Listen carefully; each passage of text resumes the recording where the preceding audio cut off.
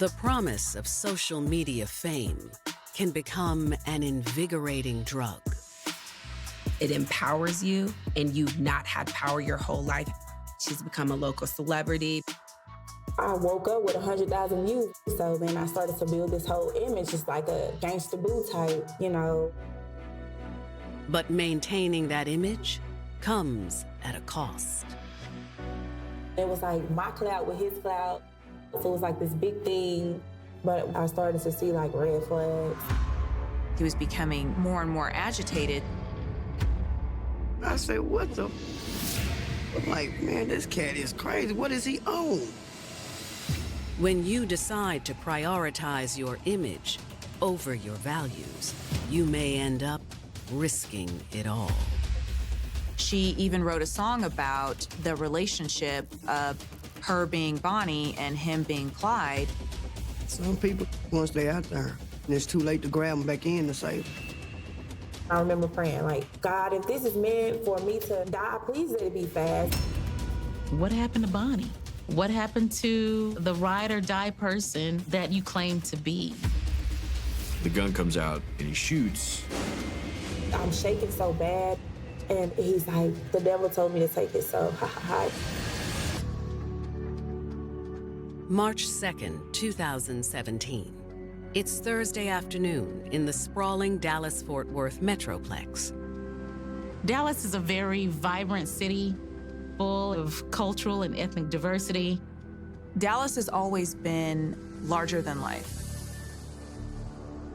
But at 2:40 p.m., the hustle and bustle is pierced by the sound of gunshots.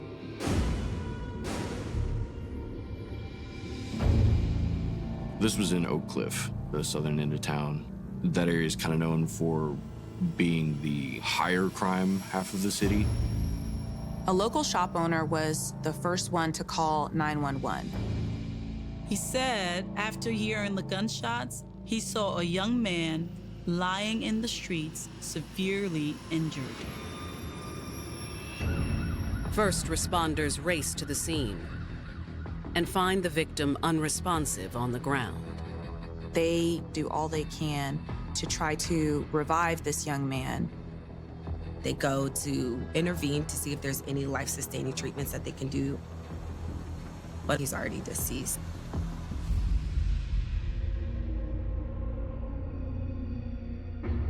First responders locate the victim's driver's license and identify him as 19-year-old Drakeiston Alex.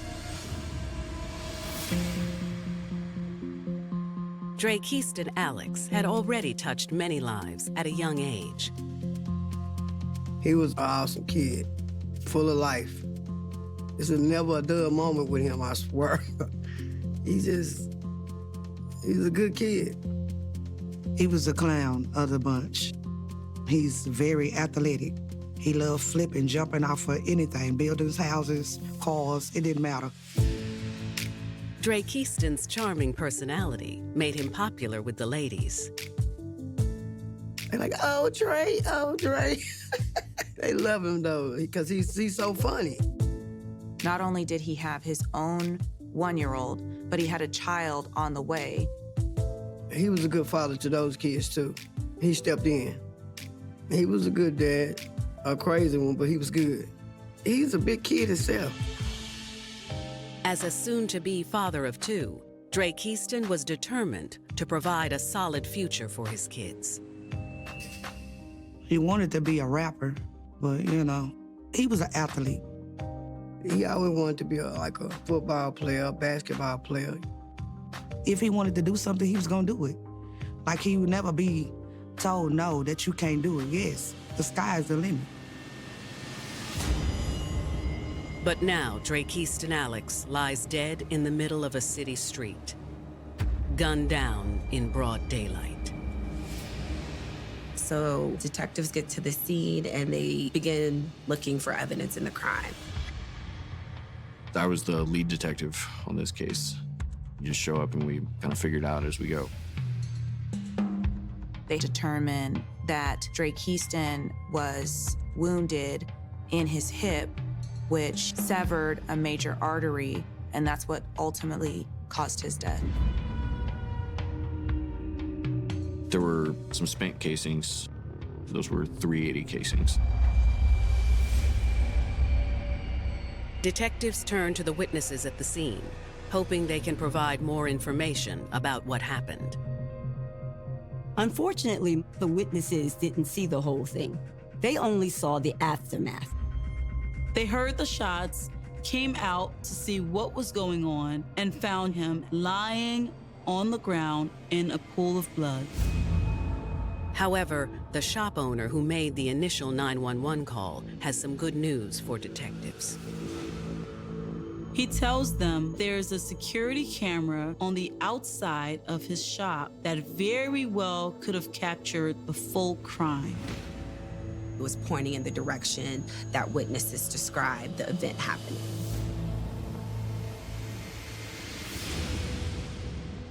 When detectives get their hands on the footage, it's just what they're hoping for. The footage doesn't appear to be high quality, but it does capture the murder. The video begins with Drake Heaston casually walking through the parking lot. He's just walking through the parking lot and then starts walking across the street. He's moving in one direction, and he turns his head as if someone has called out to him. That's when another man enters the frame. It appears that the communications between the two were developing into a more of aggressive conversation based on the body language of the two individuals. Like he's kind of in the middle of the street and kind of keeps backing up, and trying to walk off. That's when the other man pulls out a gun. The gun comes out and he shoots. At that point, Drake Heaston takes off running, and he's got a limp. You can see him even point and shoot as Alex is running just out of frame where he collapses and dies. It's soon clear the shooter wasn't working alone. The shooter essentially is seen turning and running towards the PT Cruiser. The passenger door swings open, and the shooter jumps into the car, and this PT Cruiser speeds away. Detectives now know that they have multiple suspects to look for before they can solve this crime. On March 2nd, 2017, Dallas homicide detectives are trying to solve the tragic murder of 19-year-old Drake Heaston Alex.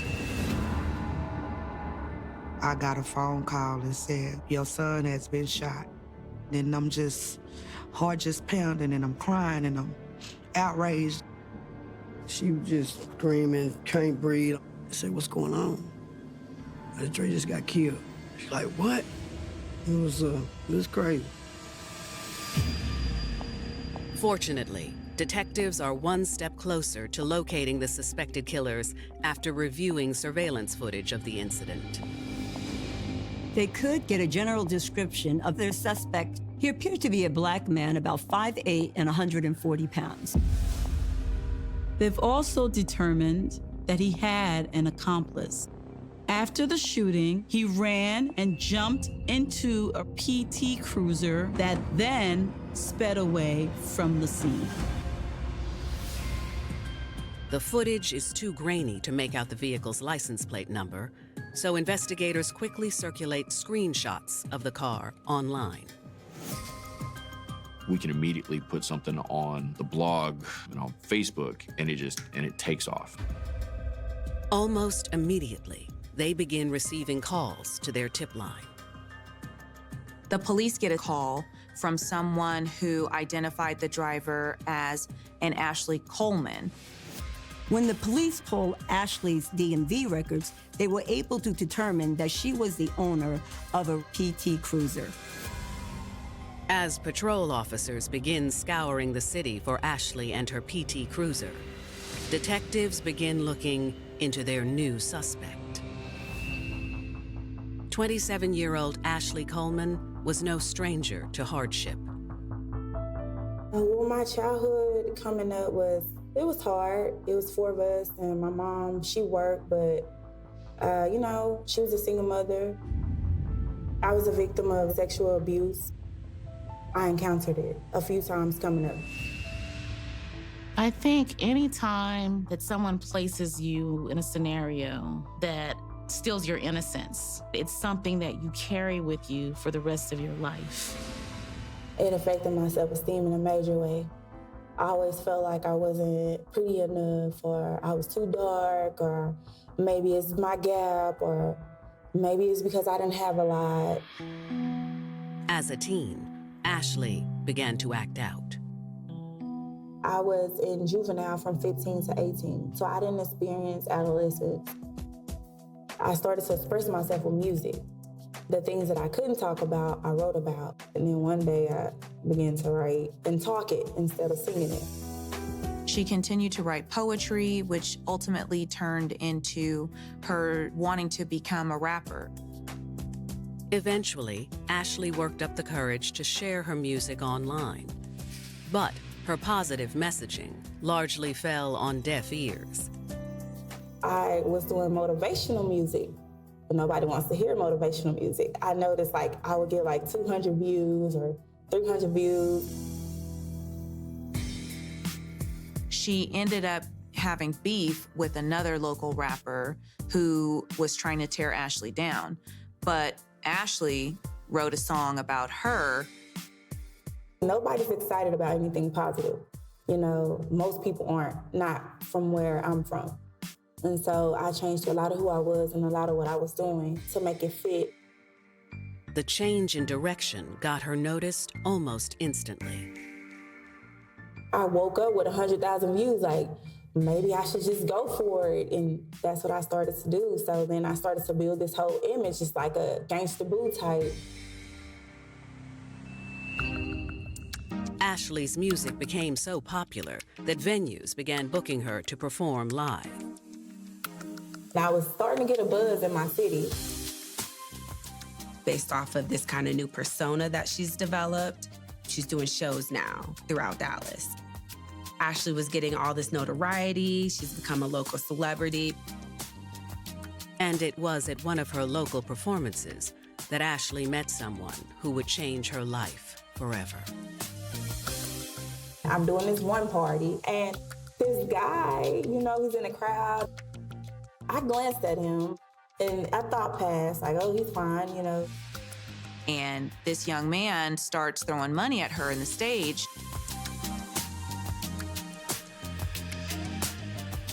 So I'm like, oh, okay, okay, they feeling the song. I'm rocking with it.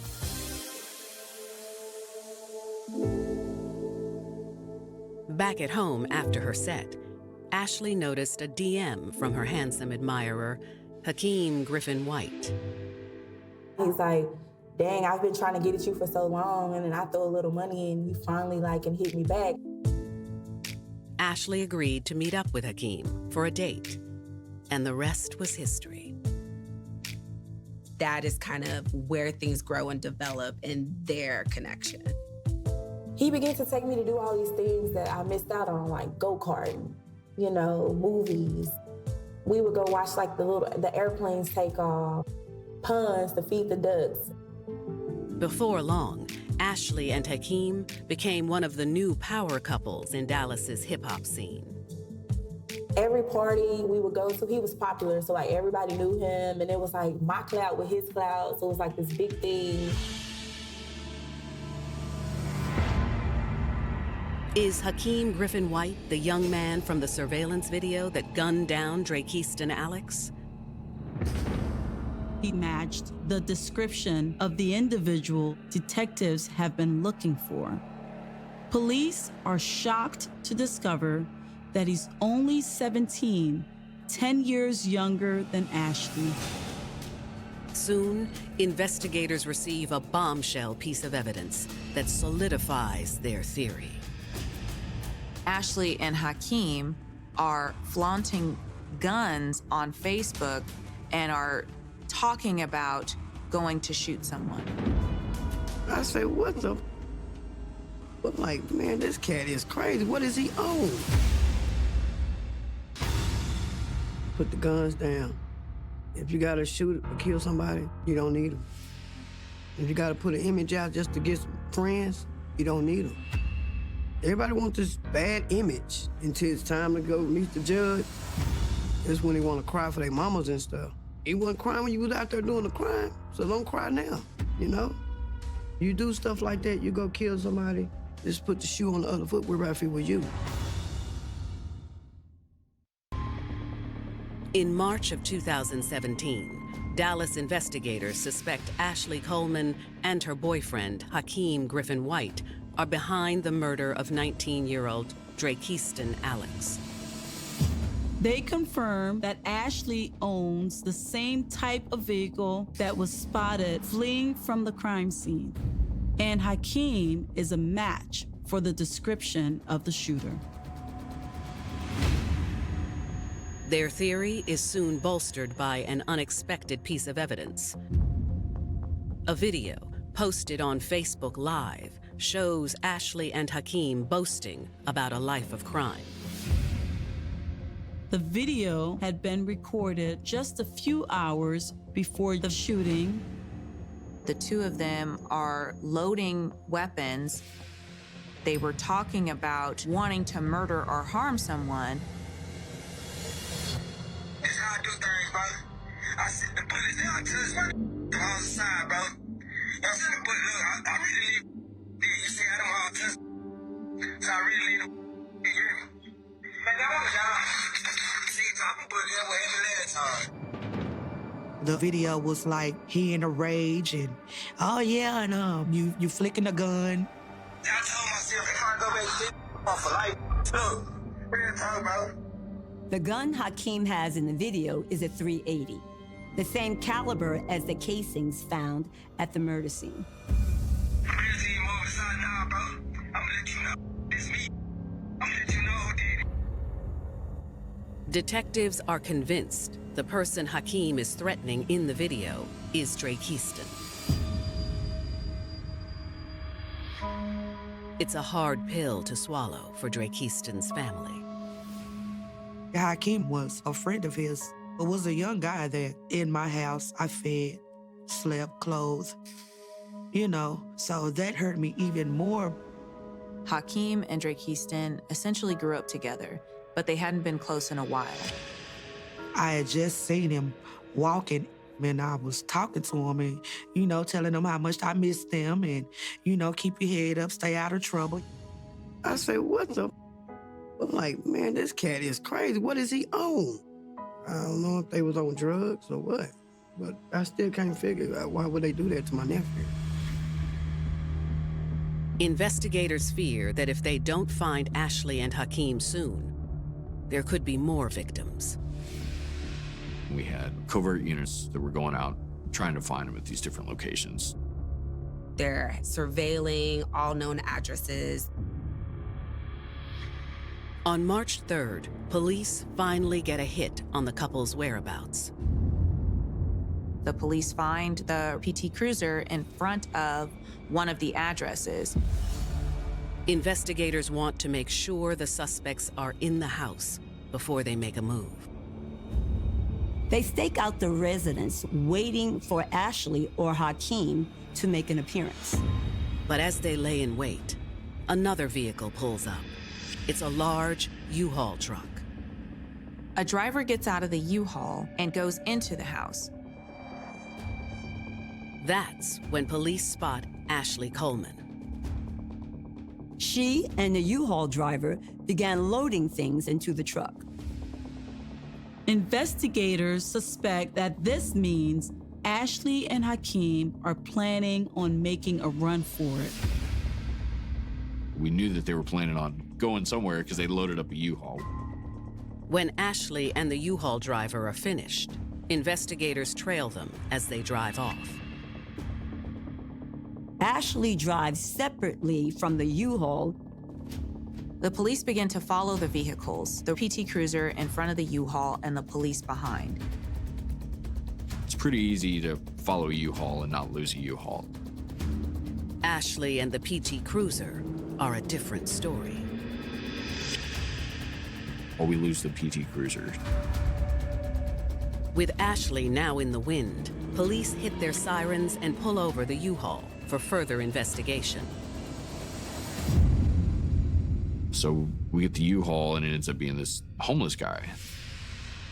He appears to be confused as to what's going on. According to the homeless man, he had just met Ashley and her boyfriend earlier that day. They're like, hey, will you help us move? We'll pay you, feed you, whatever. Thinking nothing of it, this homeless man agreed to help them with their move. He had no idea there were suspects in a murder case. After arranging for the U-Haul and its contents to be transported back to police headquarters, investigators continue surveillance on Ashley's address. They're hoping that Ashley or Hakeem will return before they flee the area. Around 4 p.m., they're in luck. They'd see a white car pull up to the house. Ashley gets out and goes into the house. When she comes outside, she gets back into the white car and they drove off. This time, police move in quickly. They hit their siren and instructed the vehicle to pull over. The driver of the vehicle follows police orders, but Ashley has other ideas. When the police attempt to stop the vehicle, Ashley jumps out of the car. She takes off running, and now police are at risk of losing her for a second time. On March 3, 2017, Dallas police finally have their murder suspect, Ashley Coleman, in their crosshairs. The police lost her once in her PT Cruiser, but then saw her again getting into a white sedan. When the police attempt to stop the vehicle, Ashley jumps out of the car and runs away, evading the police officers again. She just kind of disappeared. To investigators' dismay, the driver of the white sedan seems clueless. So similarly to the experience of the U-Haul driver, this driver of the white car had no information about what was going on. He too met Ashley for the first time that day, just after she evaded the police the first time. He's like, I don't know, this lady just flagged me down and said she needed help. So like I was trying to do the Good Samaritan thing. She said, I need a ride, my car broke down. The driver of the white car was able to give the detectives the location of the PT Cruiser. As Ashley and Hakeem continue to evade police, they remain active on social media. Hakeem and Ashley decide to take to social media in an attempt to defend themselves from the allegations surrounding this murder. They're denying the murder, any involvement with this shooting. She didn't shoot anybody. It's all her rap persona. It's all related to this character that she built, and it's not who she is at all. The drama behind Drake Alex's murder grows Ashley's already substantial online following. It definitely quadrupled her social media following overnight. Now the whole city's heard of her. But everybody starts forming their opinion. Thanks to the couple's unwillingness to lay low, investigators stay hot on their trail. Some of our covert guys, this is their full-time job, right? It's just kind of staying under the radar and just kind of figuring out where people are going. And they ended up finding them at this motel. This time, police move in right away. So I'm sitting in the hotel. I'm asleep, actually. I had took like 6 Seroquels because I was on those medications at the time for depression. So when they came, I couldn't even move how I wanted to. She was so out of it, she didn't even have the wherewithal or knowledge to be able to articulate anything as she was being arrested. The arrests are welcome news to Drake Easton's grieving family. God is good. I just said God is good, you know? So we ain't got to worry about nobody else's family getting hurt. It didn't ease my pain by them catching them, but it made me feel good that you're not out and to do it to anyone else. Due to Ashley's concerning mental state, she's sent to the hospital for evaluation while police transport Hakeem back to the station. When they first started to interrogate him, he denied any involvement in the Alex murder. You know, he lied for a while. I don't remember it being a real long denial. And then he was generally just more helpful. Hakeem admits that he'd known Drakeist and Alex ever since childhood, but their relationship became rocky a few years prior. He just had this ongoing beef with him over just rumors. I cannot tell you what happened. I know probably 2 years to 3 years back, they did have a little fight. They just haven't gotten along since. When asked about his girlfriend's involvement, Hakeem downplays Ashley's part in the crime. He was saying that, you know, Ashley had no idea that any of this was going to happen. But obviously you're doing this video where you're talking about killing other people, and then you immediately turn around and go kill somebody. Once Ashley is released from the hospital, detectives bring her in for questioning. To their surprise, she doesn't have anything good to say about her boyfriend, Hakeem. According to Ashley, the honeymoon stage in her relationship with Hakeem didn't last long. I started to see like red flags. He lied about his age for one. He told me he was getting ready to be 19, when really he was 17. She's 27, he's 17. That's a 10-year difference. As time went on, the red flags became more and more bold. Ashley says the week before the murder, Hakeem got into an altercation with another one of his friends. He tells me, take me up here so I can talk to him. I'm like, okay, you know, they're friends, then he's gonna talk to him. Ashley says when they arrived to meet up with Hakeem's friend, the conversation immediately became heated. They exchanged words, but it seemed like his friend is trying to work it out when really Hakeem is like on 10. And so I'm like, well, Hakeem, just get back in the car. And before I could really get like my whole sentence out, he's shooting. I was scared. I was like, that's your friend. What are you doing? So he jumps in the car and he's like, follow him. I'm like, no, you know. So he slaps me for not following him. That actually was the first time that I noticed that he was being abusive. Ashley tells detectives that night was only the beginning of the hell she'd endure at the hands of her man. I closed my eyes and I remember praying, like, God, if this is meant for me to die, please let it be fast. On March 5th, 2017, Dallas homicide detectives are questioning 27-year-old Ashley Coleman, a suspected accomplice in the murder of 19-year-old Drakeist and Alex. But according to Ashley, she too has been a victim of the alleged shooter, Hakeem Griffin White. Ashley tells detectives that she and Hakeem were involved in an abusive relationship. She became very afraid of Hakeem because of his volatile nature. Ashley says eventually she decided enough was enough and tried to break things off with Hakeem. Me and him's in the car and I'm kind of like at the point where I don't want to be with you anymore. I'm slacking on my music and, you know, I just can't do it.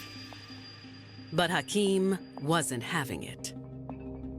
He flipped out, you know, get in my face and he headbutted me. I had never been headbutted before and it hurts. He broke my nose. He just went crazy. He just started hitting me, fighting me, and knocked out a tooth at the back, and bust my lip, and pulled my hair out. Ashley tells detectives after that, Hakeem suddenly hit the gas. He's driving, we're on this back road, and he's going like 100 miles an hour in this PC Cruiser, passing through these four-way stop signs. I just put on my seatbelt, and I closed my eyes, and I remember praying, like, God, if this is meant for me to die, please let it be fast. Seconds later, Hakeem veered off the road. I'm screaming. So he veered off, and we go into the grass and the car cuts off. So that was God saying, get out the car. But at that point, Ashley felt trapped. There's research that supports that. It literally is life or death. The most dangerous time for an individual in domestic violence is when they're leaving. It was like I was doomed if I didn't. So she's got her identity of the physical abuse that's happening between the relationship and her and Hakeem. And then she's got this other persona where she's a badass female rapper that she's trying to continue to propagate for her artistry. Ashley says the following day, Hakeem brought both her worlds crashing down. So I go in the house and he's making this video. He's on there like showing all these bullets on camera, saying like, yeah, this is what's going on and this is what I'm gonna do.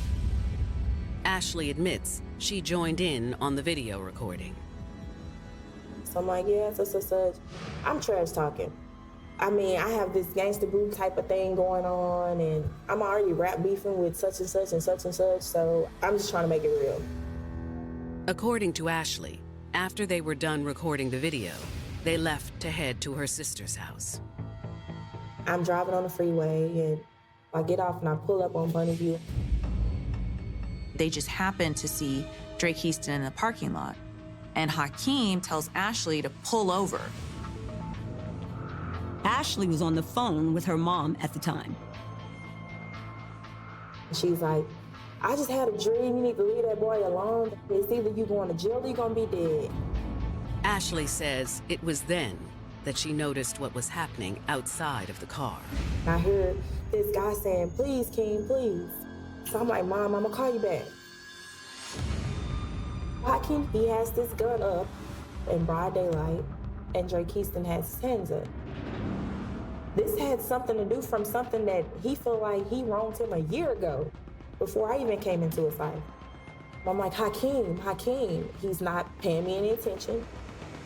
He looks at me, but then he looks forward again. Ashley tells detectives that she's watching in horror as Hakeem shoots Drake Houston.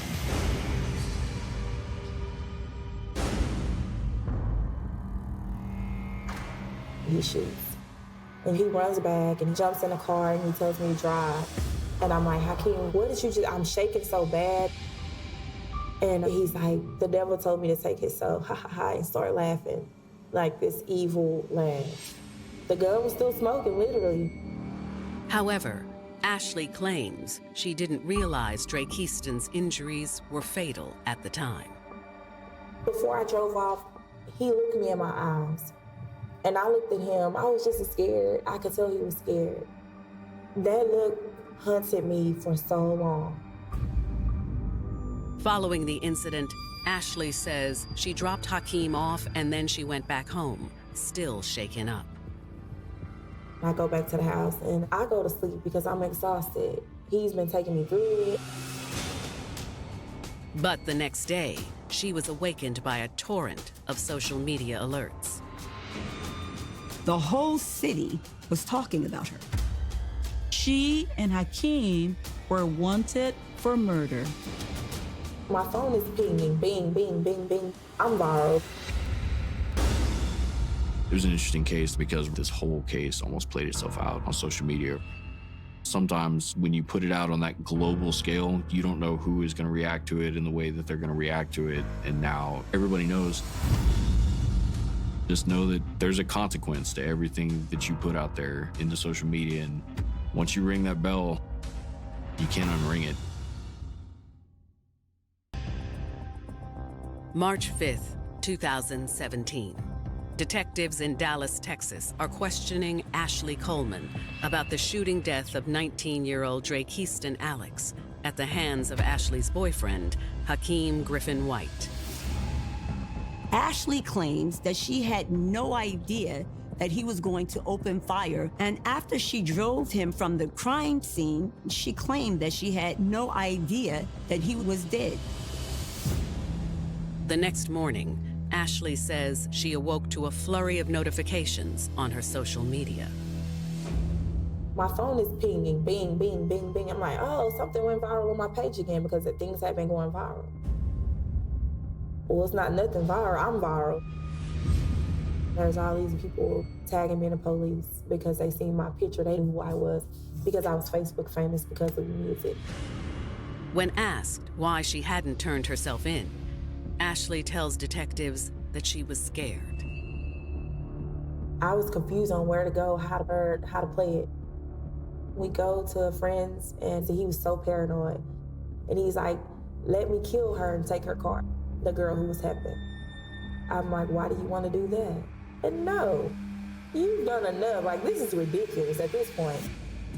However, detectives don't believe Ashley is being entirely honest with them. She's trying to manipulate me. She's trying to get out of going to jail by saying that she's pregnant. She was not pregnant. The hospital is like, no, she's no signs that she's ever been pregnant. It's on her social media that she's putting out this video of them loading up the guns. She's actively like trying to throw us off by finding all these other cars. She's constantly asking people for help under some false pretense. At the end of the day, both Ashley and Hakeem were charged with murder. Ashley decides to plead guilty to the charges in exchange for a 19-year sentence. I didn't go to trial, I just took a plea deal because I was scared, I didn't know my rights. So I really kind of got railroaded. I should have fought, but I didn't understand it or the system. However, Hakeem Griffin White decides to take his chances in court. The defense isn't saying that this wasn't Hakeem who was in the videos and committed this crime. They are simply trying to persuade the jury to convict on the basis of manslaughter instead of murder. If he's convicted of manslaughter, he is facing a 20-year sentence versus a potential life sentence if he's convicted of murder. He had his head down the whole time. You couldn't even look me in my eyes. You couldn't even get up on the stand to at least tell me to my face that you were sorry. I'm not just anybody. You know me. You know who I am. For you not to even tell me that you were sorry hurt me the most. Based on the surveillance video that literally caught Hakeem in the act, along with his recorded confession to police about his involvement, it doesn't take the jury long to come to a decision. Hakeem is found guilty of murder and sentenced to 75 years in prison. They view Hakeem as an individual who intended to harm and intended to shoot, to kill. The verdict is bittersweet for Drake Heaston's still grieving family. Emotions was everywhere. Yes, you getting sentenced was a great feeling, but it still didn't solve anything. I mean, I still feel the same way I feel. It didn't bring my son back. What we are going through. This is a daily thing. A lot of people try to tell my sister, oh, it get easy, it get easy. It don't. His smile. I miss his smile. And him, period. That was my nephew, you know. My son was a kid. He was lovable. He was outgoing. He didn't deserve to die. So as long as I'm living, I'm gonna keep my son's name alive. Ashley Coleman is now challenging her conviction. Ashley is currently trying to seek a pardon, claiming that she was a victim of domestic violence. At the end of the day, you always have a choice. It may feel like you do not, but that's normally just because the choice you have to make is so difficult. Choosing for yourself how you want to show up, how you want to receive love, how you want to experience life can make such a fundamental difference of where you go in the world. I actually wrote a piece that I wanted to say before we ran out of time. It's kind of a warning. I sit in prison because of a guy's weakness, abuse, and fear. We are not puppets for men. We are not their vessels to manipulate. Every woman that has been manipulated into believing that Hurt is love. I'm fighting for my freedom and yours too. One finger can't move a pebble, but one hand can move the world. If you and your man find social media fame together, it might feel like an exciting ride. But love isn't a ride, it's a journey. And when passion clouds judgment, causing us to lose sight of where we're going, we risk completely losing our way. Our first love always holds a special place in our hearts. There's something about that spark when that puppy love becomes a little bit more mature. He was her first love. This was a person she felt like she was going to spend the rest of her life with. But there's a fine line between puppy love and blind obedience. He had all the control in this relationship. What happens when following your heart leads you past the point of no return? When she heard the seriousness of his voice, she knew she needed to get her man back. And what if the person you thought had your back is really plotting your demise? All the red flags are just ping, ping, ping. When you are in an emotional situation, you will do things that you would never imagine. This was a woman that opened her heart and her front door to a man that basically threw her under the bus. February 1st, 2009. A cold winter wind chills the air across the harbor city of Baltimore, Maryland. Baltimore's known as Charm City. We're big on sports, we're big on entertainment, and we're just like our name. We're very charming people. When you hear about Baltimore in the media, you hear high crime rate, you hear rats, you hear corruption, and there might be elements of truth to that. But in my experience, Baltimore has been a community. But for the Baltimore Police Department, that sense of community isn't always evident. In Baltimore, people don't go to the police as a first option. They go to the police when they've run out of options. So, when a 23-year-old woman named Monique Grayson walks into police headquarters that afternoon, something must be seriously wrong. Monique tells the desk sergeant that her boyfriend, Eric Pendergrass, has been kidnapped. You could hear it in her voice that she was clearly shaken and genuinely wanted our help. Monique tells police the night before Eric had told her that they would see each other that evening and she was looking forward to it. However, Eric never showed up. She wasn't really that concerned until she got a very strange phone call around 1:30 in the morning. It was Eric, but he didn't sound like himself. In fact, he sounded very shooken up. He instructed Monique to go into the closet, take out $10,000 from a bag, and take it to his mother's home. She tried to ask why, but Eric cut her off. He told her to follow the instructions, just obey, take the money to his mother's house. She could hear the tone in his voice that he wasn't playing around. This was dead serious. Monique tells detectives she carefully wrapped the cash in $1,000 stacks. She wrapped the money up a very specific way. She put rubber bands on the two ends of each stack. She placed the money in a paper bag. Monique took that bag, jumped in her car, and drove about 20 minutes to get to his mom's house. Monique was supposed to wait there for a woman named Darlene, someone she didn't know. Shortly after getting there, a female showed up. It was Darlene. She said that she was there for Monique's boyfriend. Monique knew right away what that was about. Monique knows something is going on and that something isn't good. But Monique did as instructed. She handed Darlene the bag of money. At that point, Darlene walks away and gets into this Cadillac and drives off.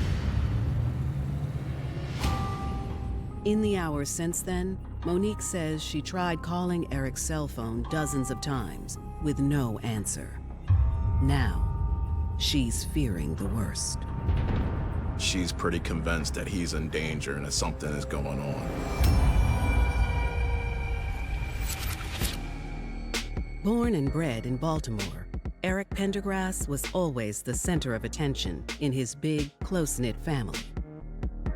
He was a very charismatic person. He had a large circle of supporters and friends, and he was kind of popular in high school. Everyone loved him in the community. He was affectionately given the name Boo Boo by all of his friends. And to Eric, coming from a big family made him eager to start his own. He became a dad at a young age, but he took that role very seriously. Eric loved his sons. He was at every Little League game, every basketball game. He was that kind of dad. Eric was a stable father figure for his two sons, but his romantic relationships weren't quite so steady. By his mid-20s, he was still searching for his soulmate. A lot of people are playing the field at that age, but not Eric. He wanted a mother for his children.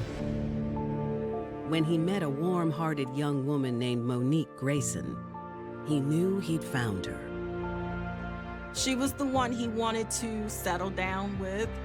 He wanted to raise his two boys with this woman, and they wanted to be a family. Monique was his bright light, like his love of his life.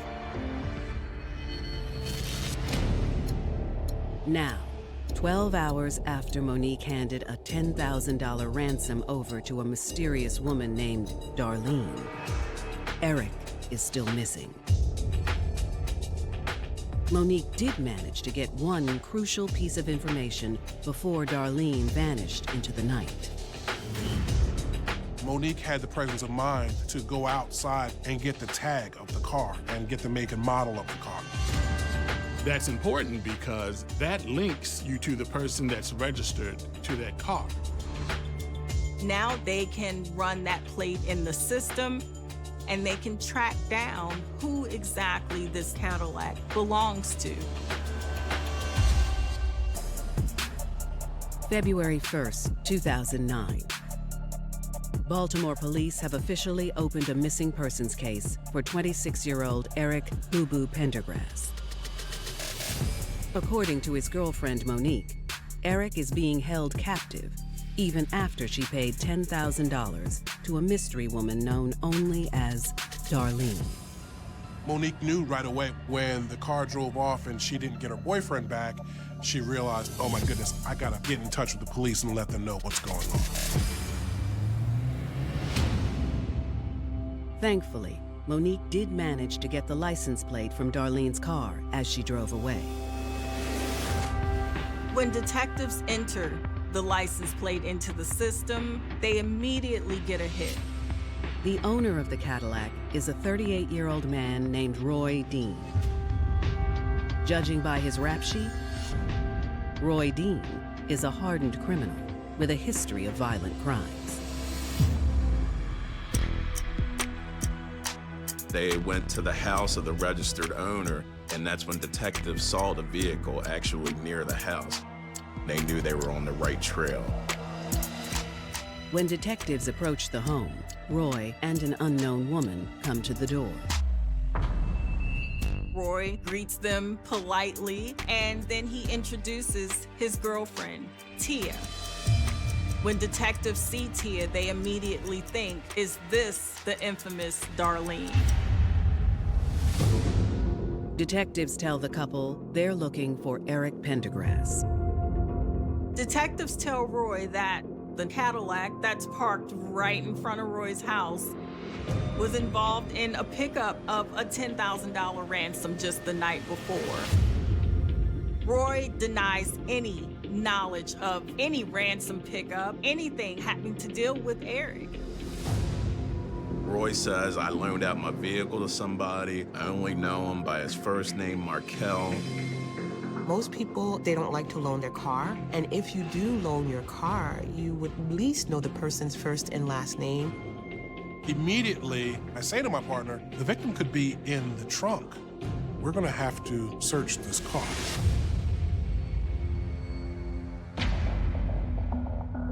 But when detectives search Roy's property, there's no sign of their missing man. Eric was not in the trunk, I'm happy to say. However, we did find evidence in the apartment. They found about $2,000 with the rubber bands wrapped on each ends of each stack. The stacks of cash fit Monique's description of the ransom money to a T. It wasn't the whole amount, but we knew the amount that he had was part of the original ransom that she had given to the unknown female. Along with the money, detectives find hundreds of rounds of ammunition. Now, this is problematic because Roy has a criminal record. We didn't know specifically how much of a role he played, but we knew he played a role. So we were able to send him off to federal jail while we continued the investigation. The detective decides to take a picture of Tia and send it to Monique. They were very confident that Tia would be identified as the Darlene. But to detectives' surprise, Monique tells them that Tia is not the woman she gave the bag of money to the night before. Tia is not Darlene. Does that mean Roy and Tia are telling the truth? Maybe he just loaned his car out to his friend, Markel. But with only a first name to go on, police have no way to track Markel down, if he even exists.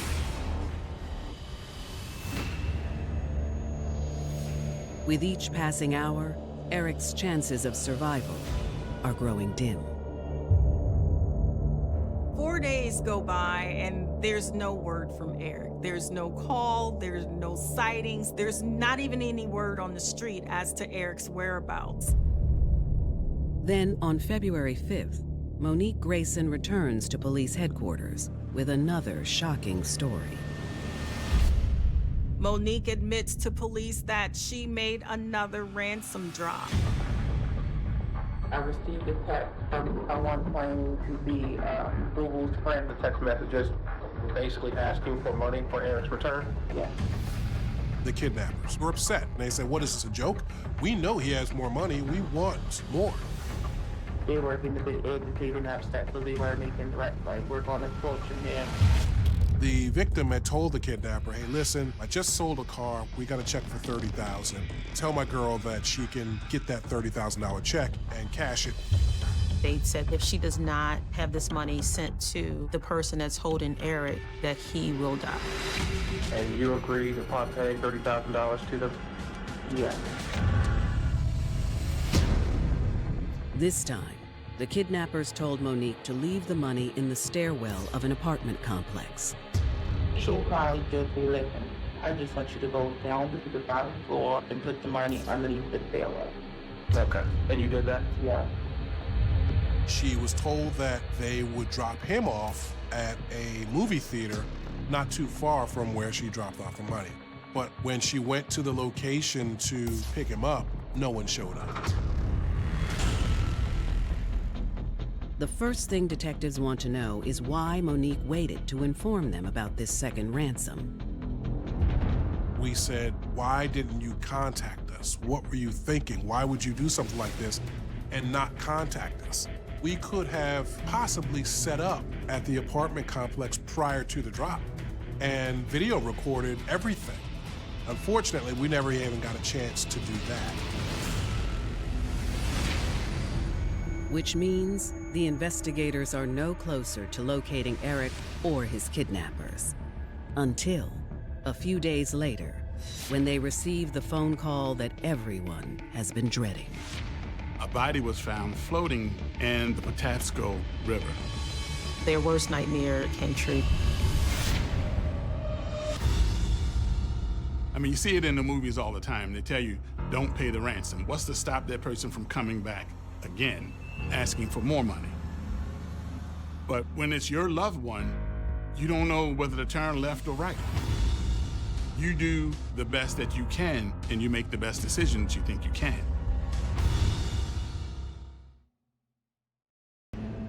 February 2009. For over a week, Baltimore detectives have been trailing the unidentified kidnappers of 26-year-old Eric Pendergrass.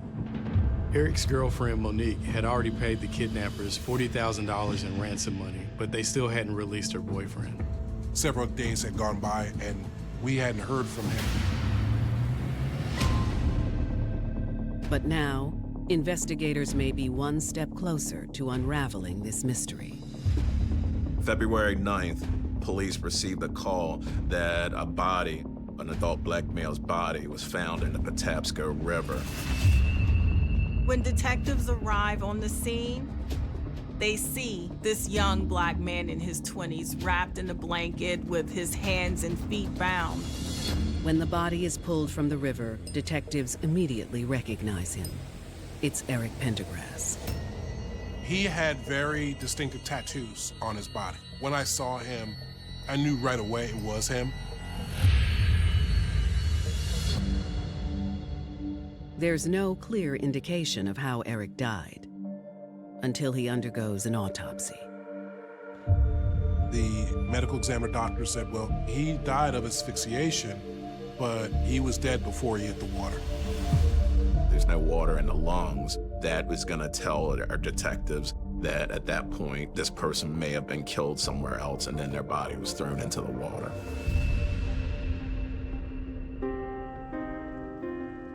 Detectives now face the grim task of breaking the news to Eric's loved ones.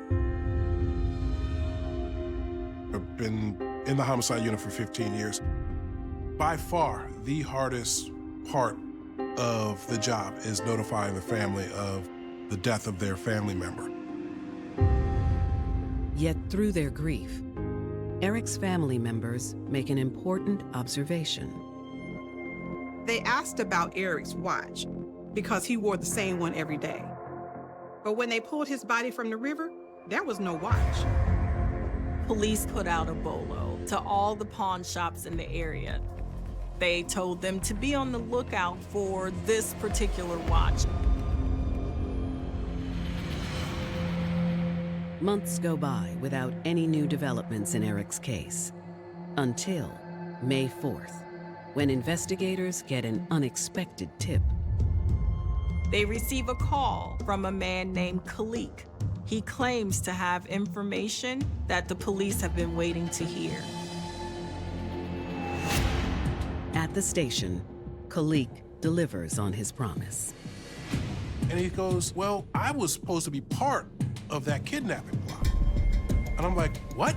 He said, dude, I was at the house.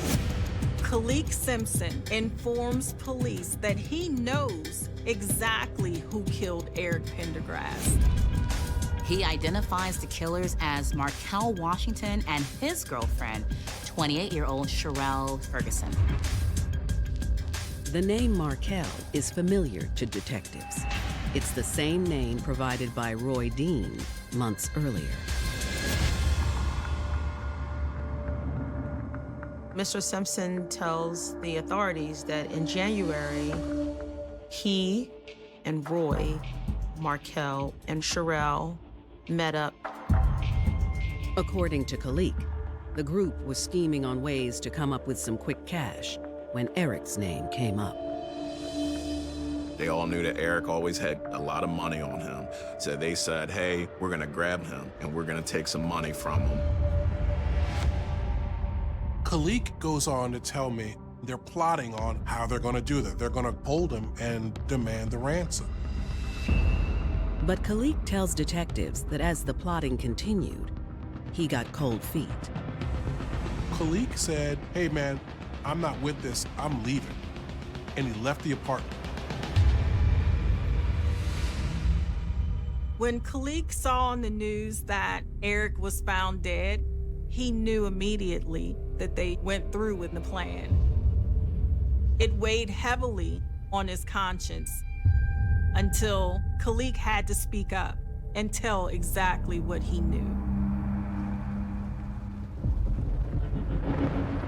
Could Markel's alleged girlfriend, Sherelle Ferguson, be the mysterious Darlene that obtained the ransom money from Monique? They pulled her driver's license photo from the DMV. Detectives bring Monique Grayson back in to view the photo.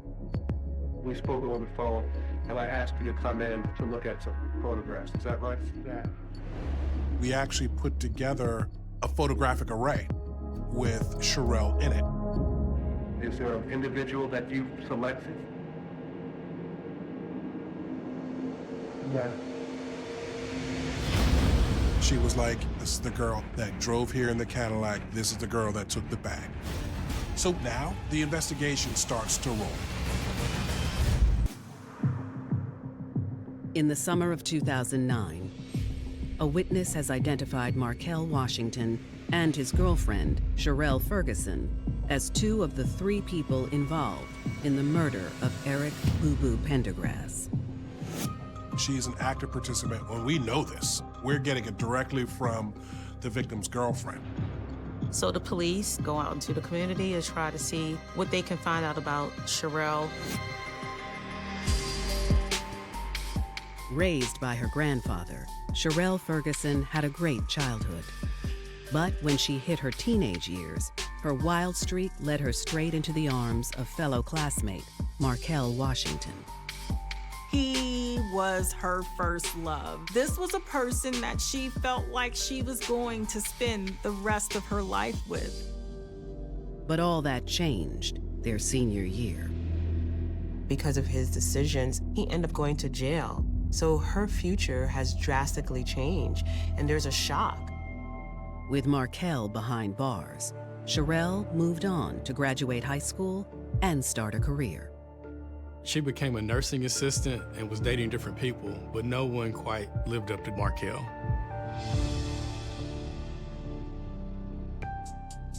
While in prison, Markel worked hard to turn things around. And at his parole hearing, his efforts paid off. A little good behavior goes a long way, and the judge was so impressed that he got 60 months shaved off of his sentence. But after his release, Markel once again faced the dark side of Baltimore. He's trying to get his life back together, but it is very hard after he's been locked up. He ended up living on the streets. But as fate would have it, he looked up and he ran into Sherelle Ferguson. For Sherelle, it was like no time had passed at all. When she sees Markel back in the neighborhood, all the old feelings comes back again. She hadn't quite fully gotten over her love for him. Something about that spark when that puppy love becomes a little bit more mature, and that's what Sherelle was feeling all over again with him. She invited him to come live with her and everything. She knew in her heart that Markel was her Prince Charming. But now, police are wondering if these two young lovers have also become partners in crime. Sherelle has been identified as Darlene, so the police end up tracking her down. In an interrogation room, Sherelle denies knowing anything about Eric's kidnapping or murder. She kind of resisted, I don't know what you're talking about type of deal. And we said, look, you're now a co-conspirator to a homicide, and it would be in your best interest to tell us what you know. Sherelle admits that on the night of January 31st, she was at the apartment with Markel and Roy Dean. There was a mention of guy Boo Boo slid over, and I'm not sure exactly who brought it up, but it was between the guys. According to Sherelle, Markel said she had to leave because it's going to be a guy's night. And so as she's heading out to her car to leave, she sees Mr. Pendergrass go into the apartment building. You saw Boo Boo arrive. Sherelle tells detectives that she left for a couple of hours to let Markel have his guys' night. But when she returned, he was waiting for her in the parking lot. He's driving this Cadillac and is asking her if she could go with him somewhere. He said, come on, I need you to go get a bag. I was under the impression that I probably was driving, or maybe money, but I had no idea. Sherelle says when they arrived at their destination, Markel waited in the car while she went to get the bag of money from Monique.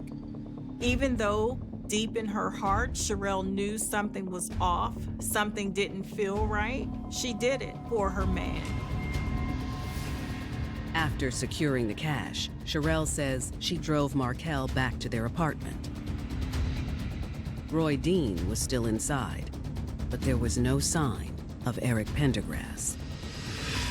She had an immediate bad feeling.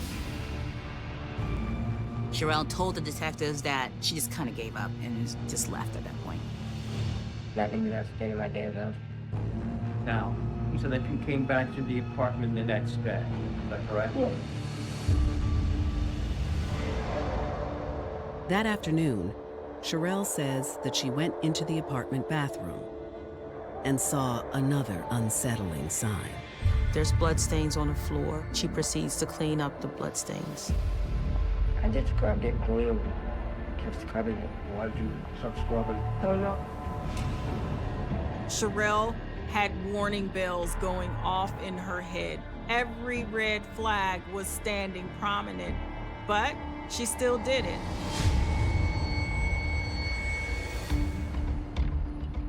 It wasn't until a week later, when Eric's body was found in the Patapsco River, that she finally pieced things together. Sherelle says that's when things really start to click. So when she confronted Markel about it, Markel got upset, of course, and they had a big argument. According to Sherelle, then Markel tells her that if anyone's going down for this, it's not me, it's you, because you went and got the ransom money. So instead of going to the police, Sherelle kept her mouth shut. Sherelle, realizing the position that she was in, told us that she basically went along with what he was saying.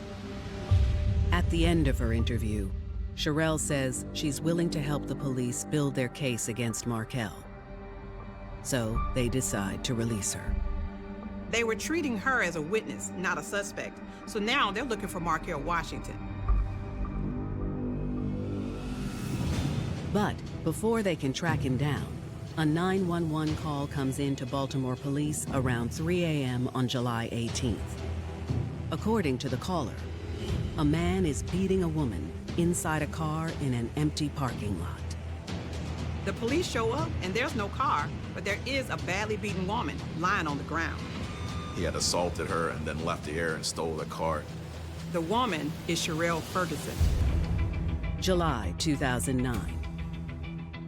Detectives in Baltimore, Maryland are zeroing in on an ex-con named Markel Washington for the murder of Eric Boo Boo Pendergrass.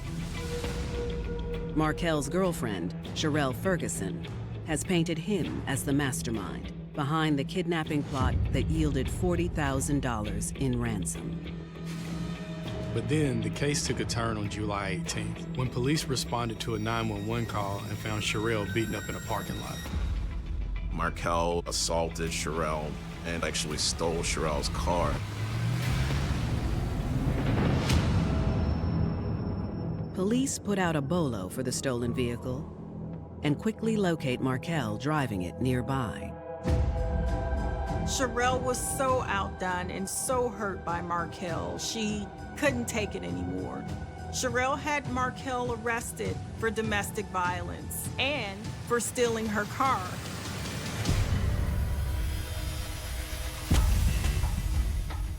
But at the station, Markel flips the script, claiming that he'd only taken off with the car because Sherelle was hitting him. I think Markel is a very manipulative person. He was the type of person that in one breath, you'd go, oh, this guy's pretty cool. And in the next breath, you'd go, oh man, he should be behind bars. When the questions shift to the murder of Eric Pendergrass, Markel doesn't budge. It was almost like he wanted to admit to doing it because he was proud of how he pulled it off, but he also knew that admitting anything, he'd be charged with murder. Markel tells police that he and Eric were friends. Eric was his boy. Eric helped him out. Police don't buy it for a second. But they also don't have enough evidence to charge him with killing Eric. There needs to be more than just an accomplice ratting him out. They need something substantial to pin murder charges on Markel Washington. So while Markel is held in custody for violating his parole, investigators take the opportunity to search the apartment he shares with Sherelle Ferguson. We found no traces of blood whatsoever, but we found heavy traces of cleaning products. The bathtub shower area was spotless. So we had a good idea that this actually happened in the bathroom. Once again, investigators are left with only circumstantial evidence. Mr. Washington, he's sent back to prison for violating his parole, and Roy, he's also sent to prison for 15 years for having ammunition in his home. Months go by without any new leads in Eric's case, until finally, a new development comes in November of 2010. More than a year after Eric's body was found in the Patapsco River, a tipster comes forward. In your own words, could you tell me what your relationship was with Pendergrass? The informant tells detectives that 2 months after his friend Eric was killed, he ran into Markel Washington. 2 months after he died. Right. He says that Markel did not indicate that it was Eric's watch, but the tipster recognized that it was Eric's watch. This was a watch that was custom made specifically for Eric, and everyone knew it. He was even able to identify this watch in a police lineup of photographs. And when I asked you for the record, is this the watch? Yeah, that's the watch. You have this information coming from somebody who wasn't connected to Eric's kidnapping, wasn't connected to Eric's murder, but they're telling you that Markel offered this watch. That points a big finger back at Markel. How did he get that watch? The other shoe drops following Markel's release from prison for violating his parole. While Markel was serving his time, he kept writing letters to the judge overseeing his case. At one point during his federal incarceration, he had written a federal judge 27 times. That's how this guy was. And in some of the letters, he mentioned the case involving Eric Pendergrass. So the judge handed those over to law enforcement. When detectives review the correspondence, they're stunned. Markel throws Sherelle all the way under the bus. Maybe Sherelle has more to do with this than we thought she did. In the Baltimore area, there's a history of mistrust of police, and especially in the court system. So a lot of times, if you have a police officer up on the stand, chances are a majority of your jury is not going to trust what that officer, what that detective is saying. They're not going to think that that's the truth. So there's a lot to overcome.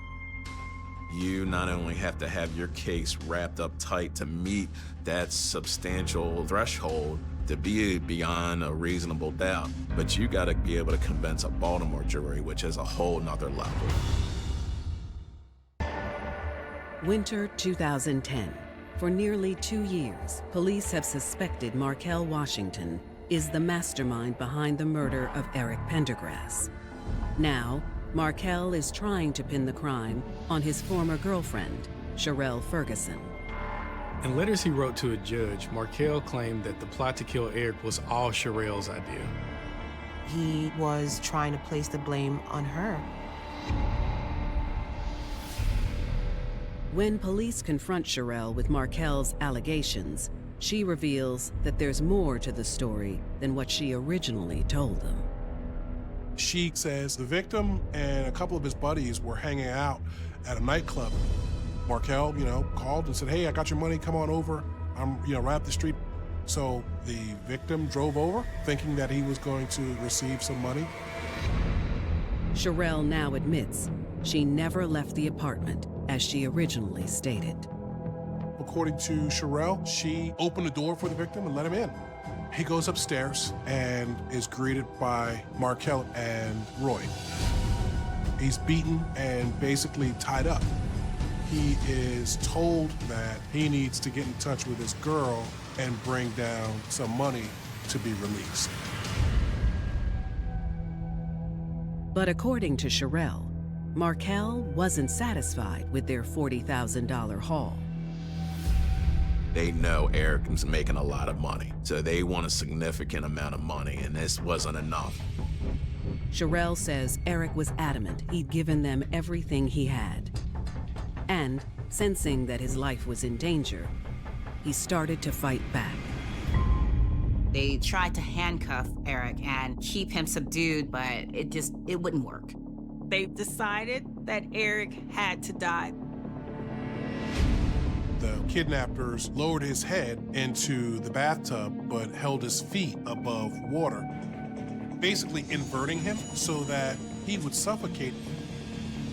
Because they held him upside down. That's the reason there was no water in his lungs during the autopsy. Sherelle's guilty knowledge places her at the crime scene without a shadow of doubt. One of the questions we asked was, why? Well, why would you participate in something like this? And she was like, I didn't think I had a choice, really. Markel and her had a history of abuse, both mental and physical. She truly was intimidated by him.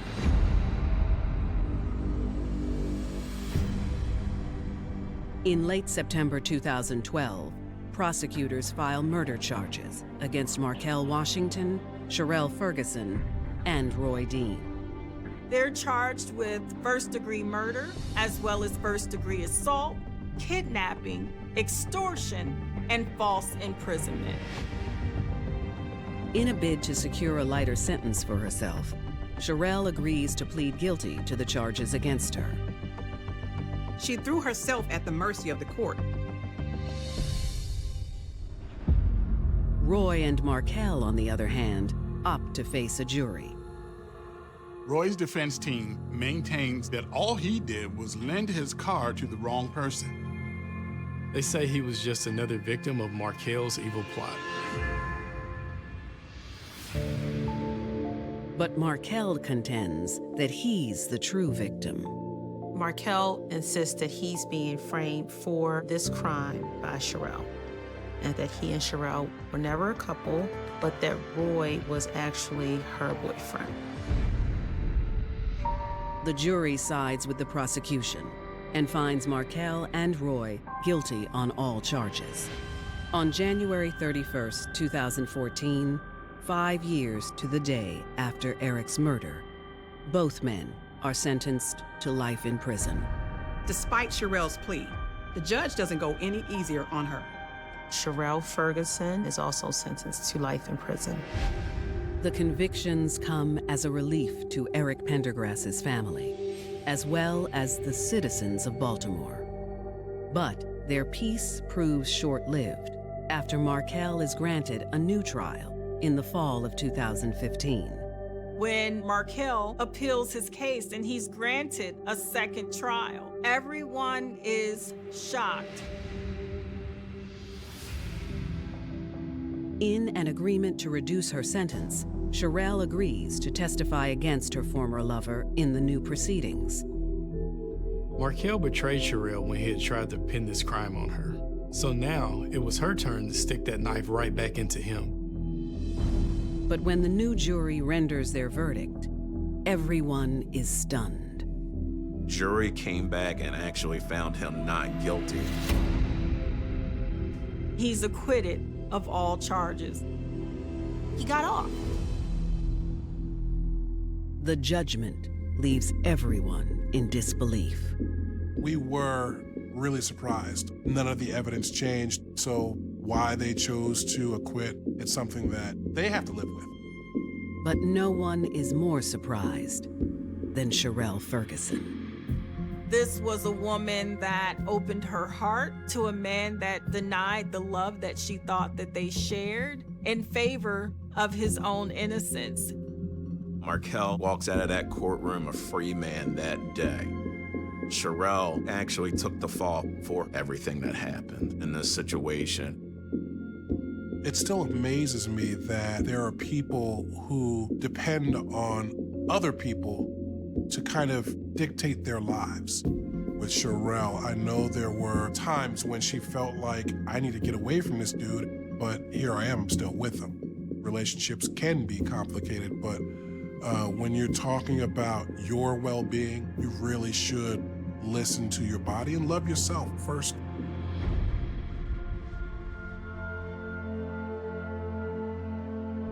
Puppy love always feels perfect at first, and loyalty is rarely a bad thing. But sometimes, even the cutest puppies grow up to be dogs that bite back. And when a woman stays loyal to the wrong kind of love, she may find herself locked in a cage.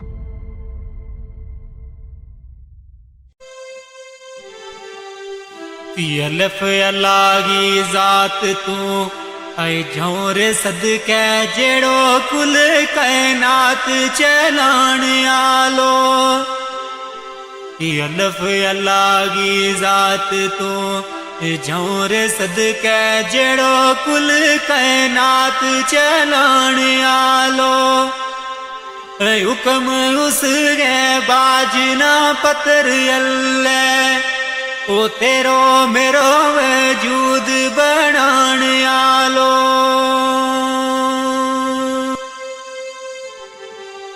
18,000 मखलूक गो ऐ मालिक सुनो रब सुनो जमीन आसमान आलो अर्श फर्श लो कलम महफूज कुर्सी जिया जून ना रिज़्क खिलाण आलो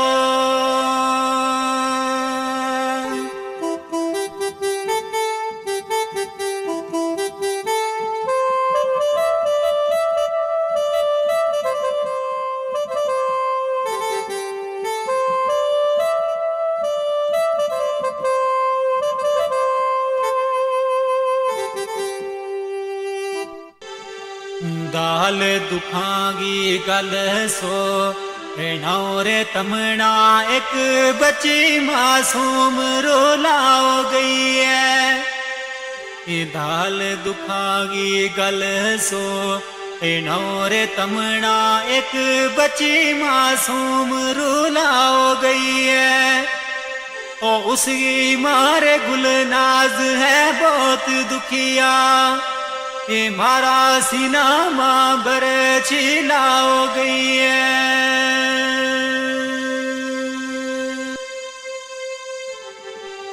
नाओ बच्ची गो अफसा में मूद सोनो रोग उमरा गो सुनी लाओ गई है ओ जिला पुणछ गिरा शिंदरा सोनो ऐ दुखिया दिलाना अफजारो लाओ गई है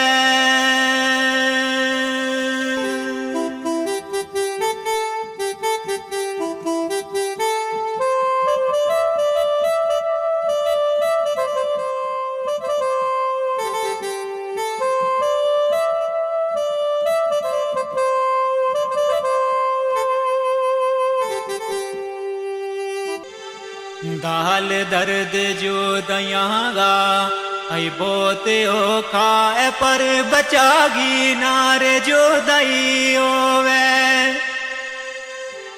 दाल दर्द जो दयांगा ऐ बोते ओ खाए पर बचागी नारे जो दई होवे ओ माना सबर करार फिर नहीं रहा तो दख्ते जिगर की जद जो दई होवे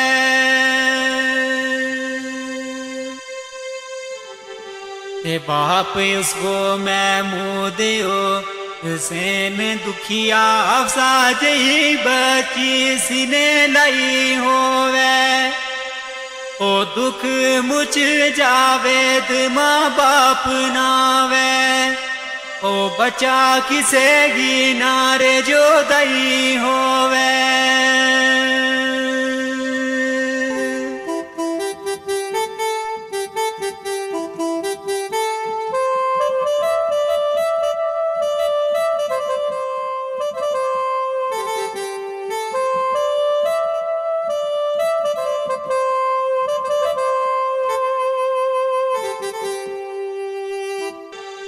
तेरे हो रब गा करम तमाम होए आस्तारा अप्रैल ना खुशी भरपूर होई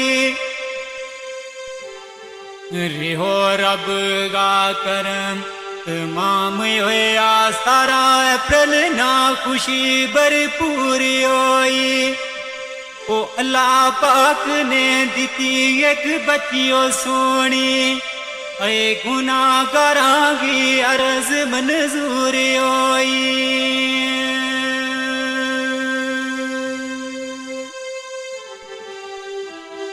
दिन मां दाखिल रही महारात ऐ 10 बजे ऑपरेशन होयो ते टेंशन दूर होई ओ दीती खबर फिर आनी उन डॉक्टरां ने होगी बची पर बड़ी कमजोरी होई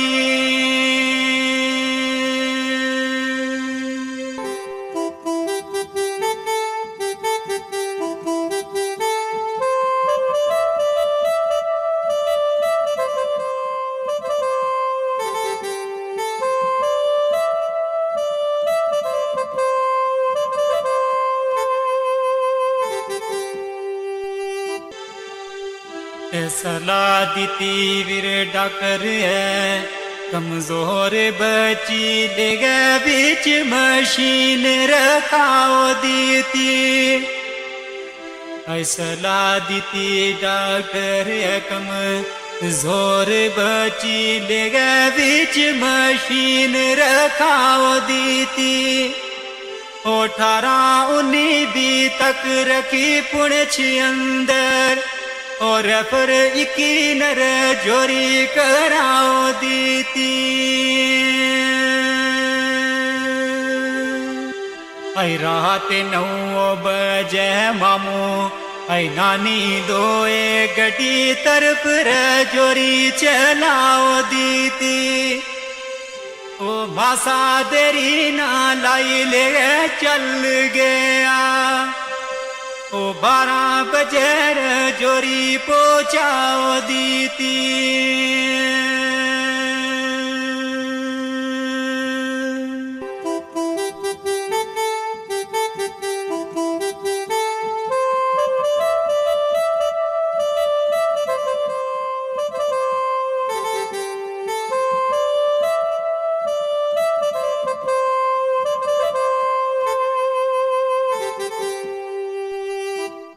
किसना चैन सकून फिरे आई उस दिन तो रास्ता बिच डाडा परेशान होया आई किसना चैन सकून फिरे आई उस दिन तो रास्ता बिच डाडा परेशान होया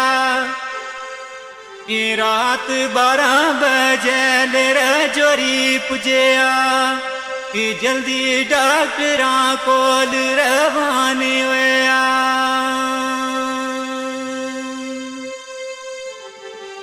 आई डॉक्टर नब्ज तके मुतू ये बोल न सके असली राज तू बे वो हैरान होया ओ अमानत रब की है तम सबर करियो ए आपसा बची गारू वे रवानी होया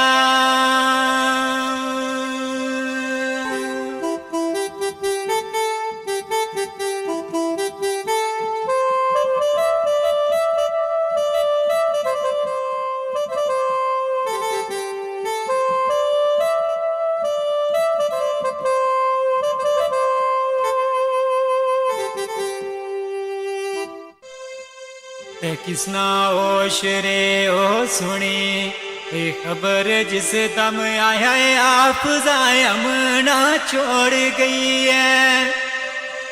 ऐ किसना ओश रे ओ सुनी, ये खबर जिस दम आया है आप जायम ना छोड़ गई है। ये एम्बुलेंस करी वापस पुणच चलना, मारी किस्मत अज मुखरे मोड़ गई है।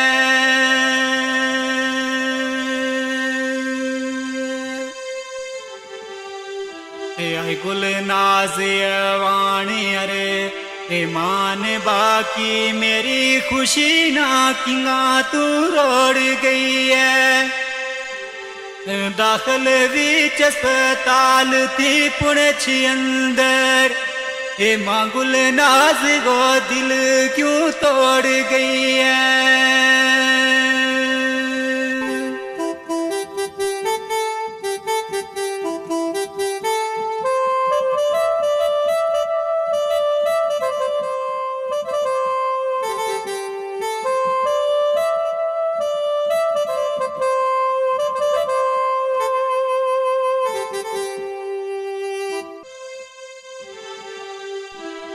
अप्रैल महीना सुबह गए भाई 5 बजे वतन शींदरा पुजे आयान सदके। अप्रैल महीना सुबह गए 5 बजे वतन शींदरा पुजे आयान सदके। माना 10 बजे एम्बुलेंस आने, तेरा तकन गाया अफजायर मान सदके। ते कितना दुख था महंगा है काल जामा जाने वाया रब रहमान सदके। और वे बाप महमूद परवेज नानी, नाले रोवे सजाद यमान सदके।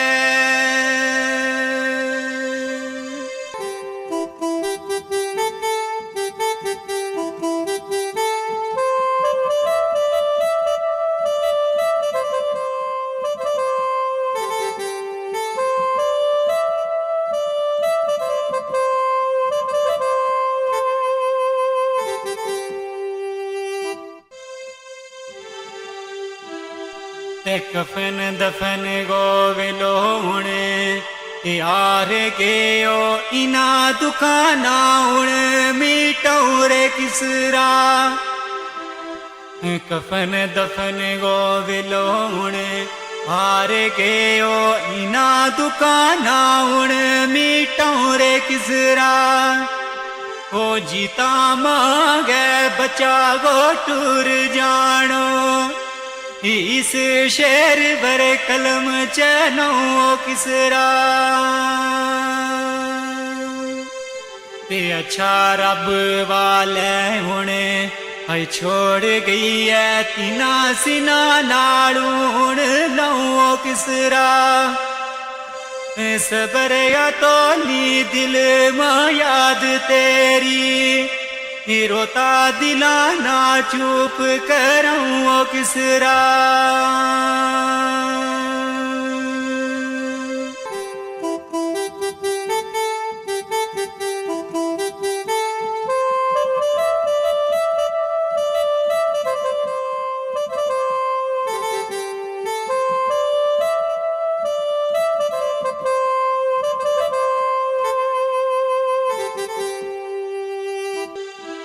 फिया मान इना दुखाने है मुकनो नी 4 बजे रे आपका दफनाओ छोड़ी। है फिया मान इना दुखाने है मुकनो नी 4 बजे रे आपका दफनाओ छोड़ी। वतन पुणछ गिरा शींदरा अंदर, ओ सोनी निकी जी कबर बनाओ छोड़ी।